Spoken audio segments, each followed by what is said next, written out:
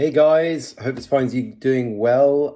Just another kind of random video, something I've been sort of chatting with people about and really seeing over the last week or so. And I suppose it's a reminder to us all that we are actually master creators, right? And that so much of the time, we sit there and we say to ourselves, I'm not worthy of this, or I'm too scared to create this, or whatever.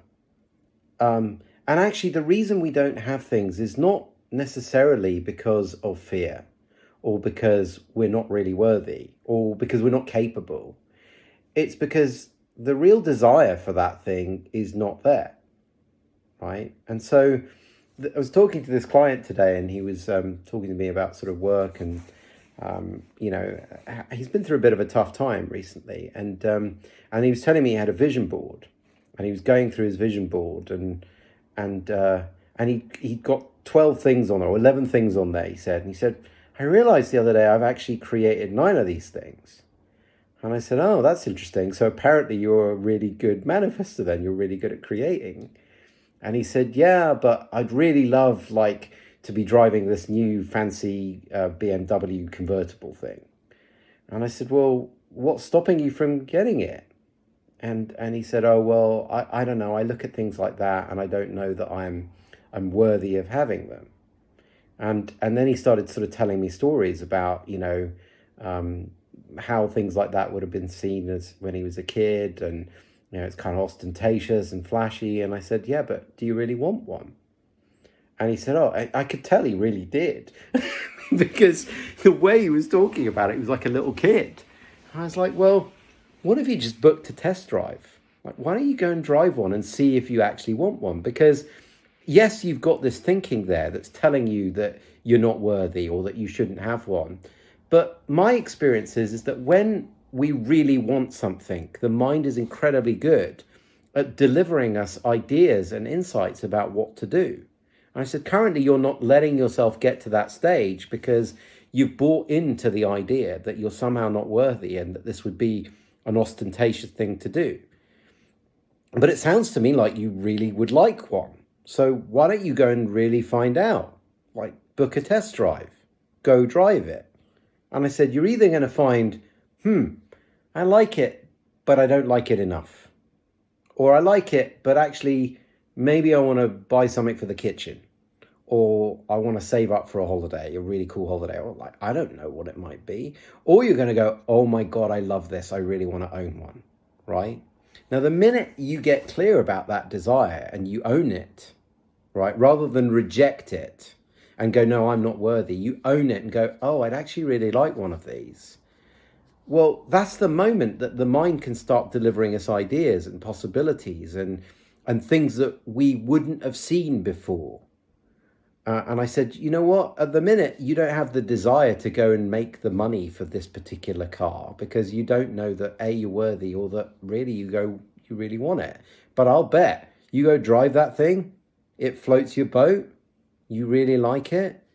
Well, at that point, your mind's going to go, oh, right, we're creating this. Okay, what do I see? And you'll start to see things that are in alignment to that. I've seen this time and time again with my own journey. At the moment, I have lots of ideas for things that I want to do or that I would like to do, but I don't know that I want to do them just yet, right?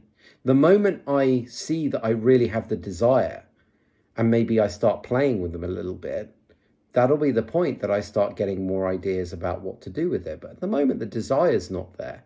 It's less a sense of capability, although I've definitely had that, and it still comes up from time to time. But I know that desire trumps everything.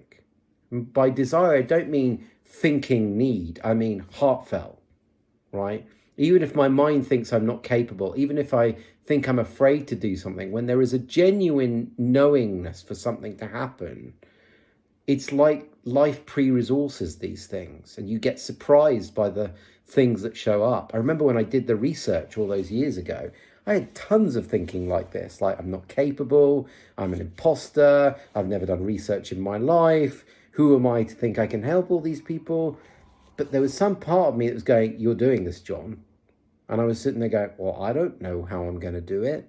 And I noticed how the fact that I owned the fact I was doing it, ideas kept coming to me, things kept occurring to me. Ultimately, it resulted in this thing getting created. I see it time and time again. So we don't have a fear issue. We don't have a capability issue. Often we don't even have a skills issue. We have a desire issue. Like when something is truly in alignment with what we want, the mind is incredible at creating ideas, insights, knowing what to do. But if the desire is not really there, it sits as a pipe dream. And we go, oh, well, I'm just too afraid to do it. Oh, I'm just not capable of doing it. No, that's just code for right now. You don't really want it. And you can play a little bit like I was urging this client to do. What I loved was, on the course of the call, he said, I've already booked my test drive. I was like, oh, fabulous. I love it. Right, let's go see. And I said, I want to know what happens. Tell me if you go through with it. Tell me what your reaction is. And I'll bet if he comes back and he says, I really want this thing, his ideas are going to start flowing. Right, he's going to start seeing stuff that he didn't know about before that test drive. So just kind of a cool story I wanted to share with you guys, and to really just get us puzzled about how much of where we're feeling restricted is really about capability or skill or fear, and how much of it is about real desire. How much do we really want the thing that we're saying we really want? Sometimes we play with that. Sometimes we play with seeing, do I actually want this? And going, actually I did play with it, but I really don't want to. Right? Well, if what I'm saying is true, what might you play with that you say you want to see if you really want it or not? And if you can't even get to the point of wanting to play with it, that tells you something. Maybe you don't really want it right now, and that's fine. You want something else. That's okay. So hope that was helpful, and I'll see you guys soon. Take care. Lots of love.